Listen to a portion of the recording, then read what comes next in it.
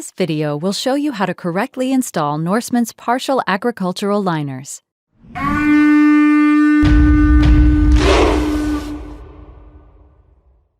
First, the container must be prepped for installation. Make sure the container you're using is free of any defects that may compromise the liner. Sweep or use a blower to clean out the container and make sure there's no dirt or debris. Identify the finger bars at both the door and non-door end of the container. Step 1.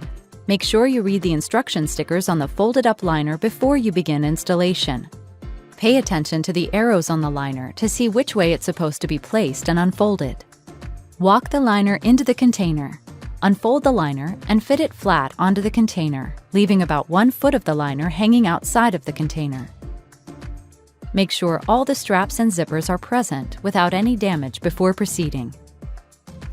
Tie the 2 webbing tie straps on the bottom of each side of the liner to the finger bars. Be sure to tie the strap as short as possible without lifting the bottom of the liner off the floor and away from the corner. Lift the liner walls up and position it as far into the corner as possible. Peel the 2-inch Velcro tab and stick it against the container wall. Hang the opposite corner in the same manner. The end of the liner against the wall should be square to the corners of the container. Hang the sidewalls of the liner using the supplied sharpened plastic cable ties. Hold the top corner of the liner in position with one hand and flatten the liner against the wall with the other. Mark the position of the first lashing or D-ring on the container's roofline with your finger. Use the supplied cable tie to puncture the fabric just below the stitch line.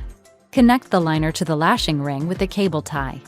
Be sure you do not over-tighten the cable ties. Repeat this step on the opposite side.